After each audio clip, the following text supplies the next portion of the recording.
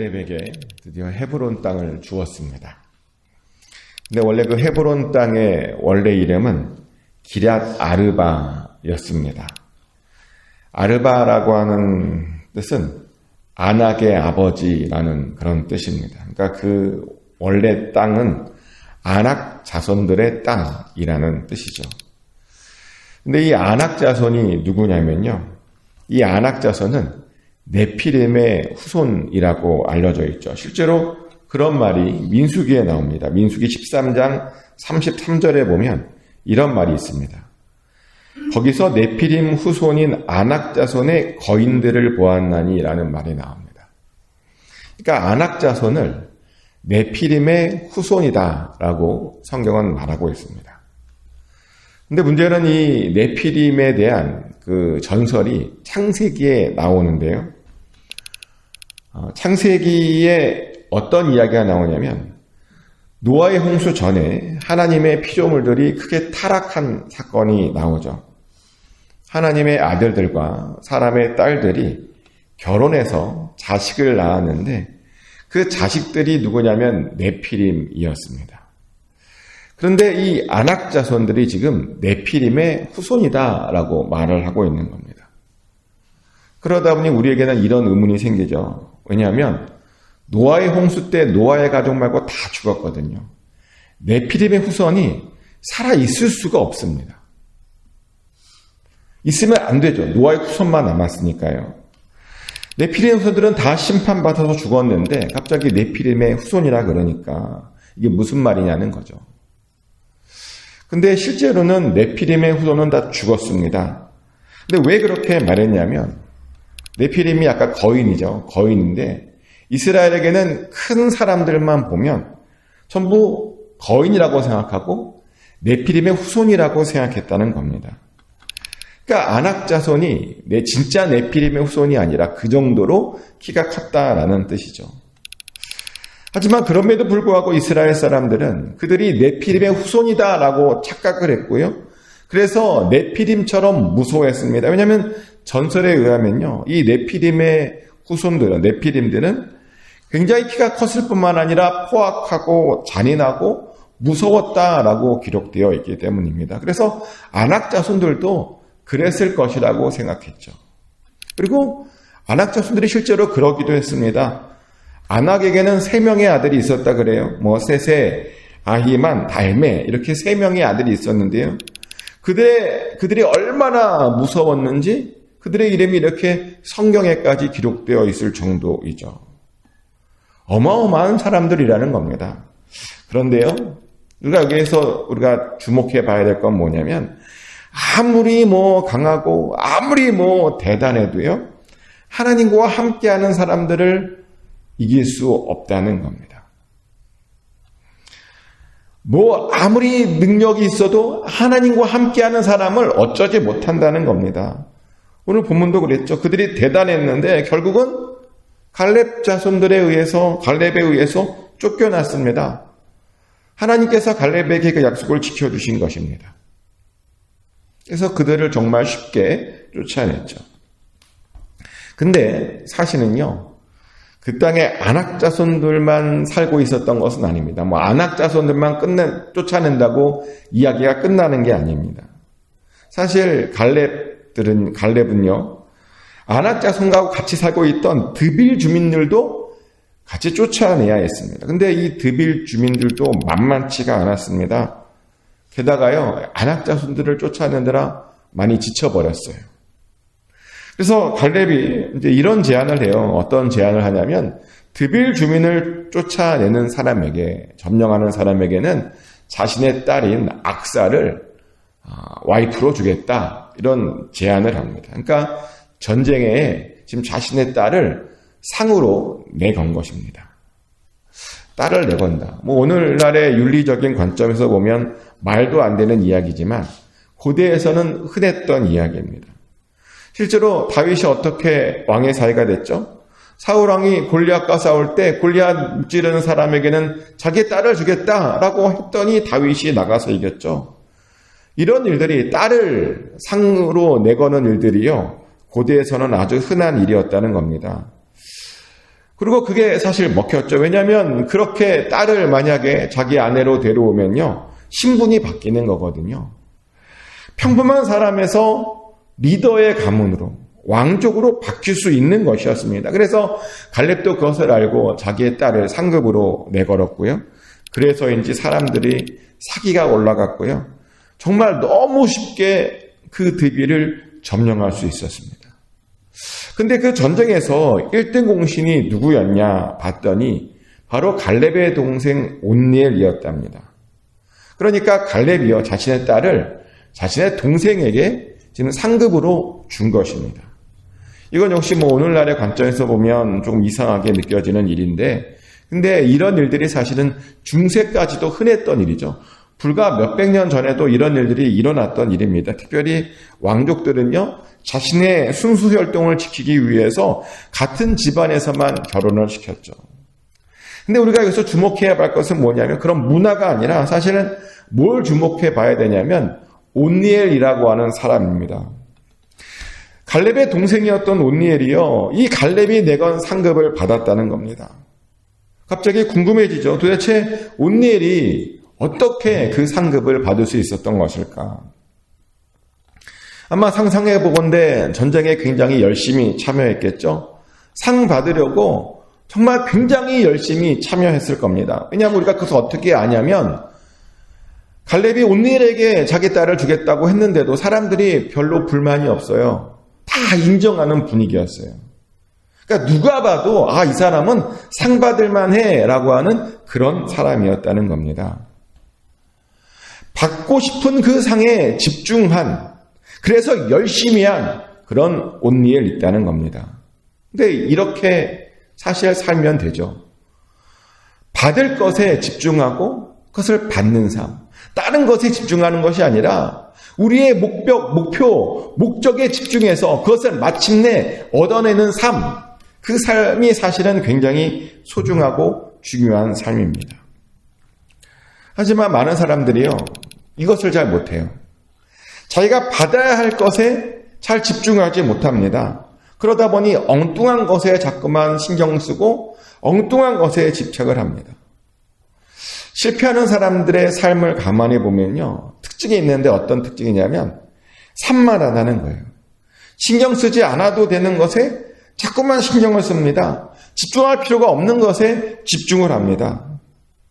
근데 다른 것에 집중하면 상 받을 수 없습니다. 우리는요, 뭐에 집중해야 되느냐? 우리가 받아야 되는 그 상에 집중하며 살아야 됩니다.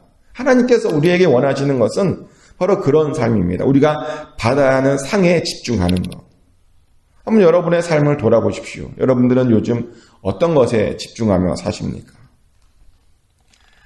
상에 집중하십니까? 아니면 다른 것에 집중하며 살고 계십니까? 우리도 온니엘처럼 상에 집중하며 살아야 됩니다. 우리가 받을 상들이 많거든요. 그 받을 상들에 집중하며 거기에 그것을 받으려고 열심히 살아야 된다는 겁니다. 근데 어떤 사람은 또 이런 말을 하더라고요. 상에 집중하는 사람은, 그런 삶은 좀 수준 낮은 삶이라고. 우리는 상에 집중하는 것이 아니라 그냥 하나님 자체에 집중하고 주의 사랑에 집중하며 살아야 된다고. 우리가 주님의 사랑에 집중하고 하게 되면 그럼 나중에 그렇게 상을 받는 것이지, 상을 집중한다고 받는 것, 그런 건 아니라고 그런 말을 해요. 물론 맞아요. 우리가 주님을 진심으로 사랑하면 사실은 우리가 주님께서 주시는 그 상을 저절로 받게 됩니다. 근데 문제는 뭐냐면 우리가 얼마나 연약한지 몰라요. 우리가 주님의 사랑에 집중하며 살아야 되는데 우리는 너무 연약해서 주님의 사랑을 자꾸만 잊어버립니다.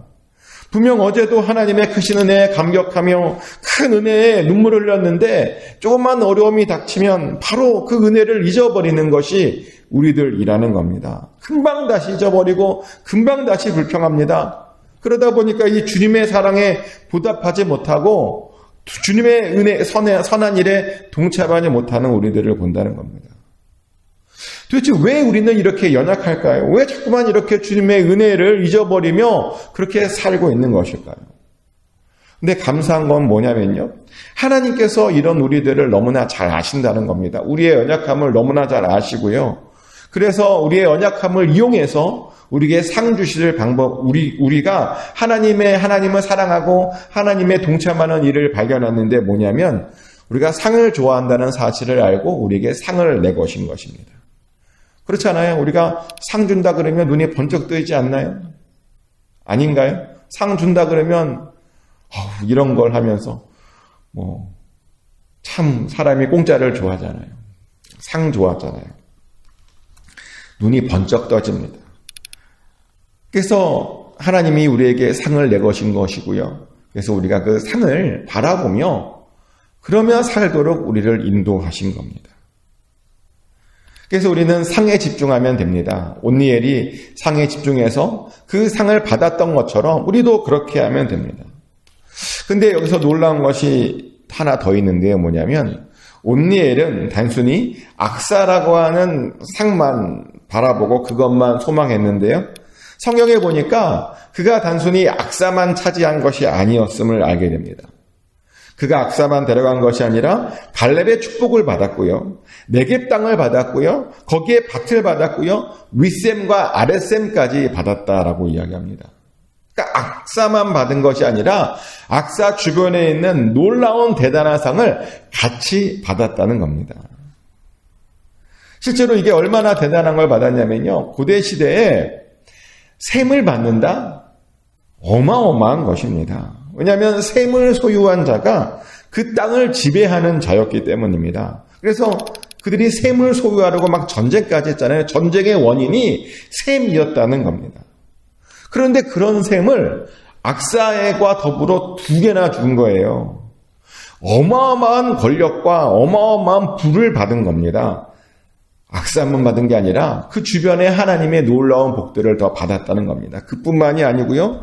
이것을 통해서 온니엘이 드디어 민족의 지도자로 인정받게 되는데 하나님께서 그 이후로 온니엘을 얼마나 크게 사용해 주셨냐면요. 그 사용해 주신 이야기가 사사기에 나옵니다. 사사기에 보면 이스라엘이 위기에 빠져요. 우상을 섬기고. 그래서 하나님께서 첫 번째 사사를 지명하게 되는데 누구를 그때 지명하게 되냐면 온니엘을 지명하게 됩니다. 사사기 3장 9절 말씀이죠. 이스라엘 자손이 여호와께 부르짖음에 여호와께서 이스라엘 자손을 위하여 한 구원자를 세워 그들을 구원하게 하시니 그는 곧 갈렙의 아우 그나스의 아들 온니엘이라. 아멘. 여호수아가 죽고 이스라엘이 범죄함으로 위기에 처했을 때 하나님께서 누구를 부르시냐면 온니엘을 불러서 그를 첫 번째 사사로 임명했다는 겁니다. 하나님의 영을 그에게 부어주셨다는 것이죠. 그래서 온니엘이요. 이번에는 이스라엘을 위해 싸웠고 마침내 이겼죠. 그래서 이스라엘을 구한 사람으로 인정받게 됩니다. 그리고 그랬더니 그 이후로 40년 동안 이스라엘이 평안했다라고 이야기하죠. 상 받은 온니엘 때문에요. 이스라엘이 평안했답니다. 온니엘의 가정이 이렇게 크게 쓰임 받았다는 겁니다. 근데 온니엘이 어떻게 그렇게 될 수 있었느냐? 상 바라보고 그 전쟁에서 이겼기 때문입니다. 그 어려운 드빌 상만 바라보고 점령했더니 그런 그 상 이후에 놀라운 복까지 받았다는 겁니다. 우리도 그래야 됩니다. 우리도요. 주님께서 여러분들에게 예비하신 그 상 바라보며 살아야 됩니다. 그래서 다시 한번 질문 드리는데 어떤 상을 바라보고 계십니까? 엉뚱한 것 바라보면요. 주님께서 주신 상을 받을 수가 없습니다. 영원하지 않는 것을 바라보면 정말 영원하지 않는 것만 받고 끝나버릴 수 있다는 겁니다. 우리는 영원한 주님의 상을 바라봐야 됩니다. 우리가 받을 상도요, 어마어마합니다. 사람들이 잘 모르는데 하나님께서 우리에게 정말 놀라운 상을 예비해 놓으셨습니다. 특별히 하나님의 자녀가 되는 상?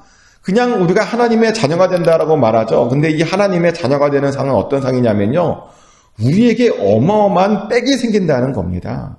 아버지잖아요. 얼마나 든든한 빽입니까? 또 우리가 받을 상이 하나님 나라의 백성이잖아요. 이 하나님 나라의 백성도 어마어마한 상입니다. 세상의 악한 권세에 우리가 통치받는 것이 아니라 하나님의 선한 것으로 통치받는다라고 하는 어마어마한 상입니다. 근데 사람들이 이 상을 잘 알지 못해요. 또 우리가요, 하나님께서 우리에게 영생과 평화와 기쁨도 예비해 놓으셨습니다. 죽는 삶이 아니라 영생이고요. 불평과 불만과 시기 질투가 아니라 감사와 기쁨과 평안의 삶을 예비해 놓으셨다는 겁니다. 얼마나 기가 막히게 좋은 상입니까? 우리 앞에 이런 상이 예비되어 있습니다. 그래서 우리는요, 반드시 이런 상들을 다 받아야 됩니다. 다른 것, 엉뚱한 것 신경 쓰지 마십시오. 여러분들이 받아야 될 그 상에 집중하십시오. 그래서 그 상들을 다 받아 누리십시오. 축복하는 것은 여기에 모이신 모든 분들은 그 상을 다 받아 누리시길 축복합니다. 그래서 그 예비하신 그 상으로 말미암아 여러분 삶 가운데 기쁨과 감사와 즐거움이 충만하시기를, 영생의 복락을 누리시기를 예수 그리스도 이름으로 축복합니다. 하나님 크신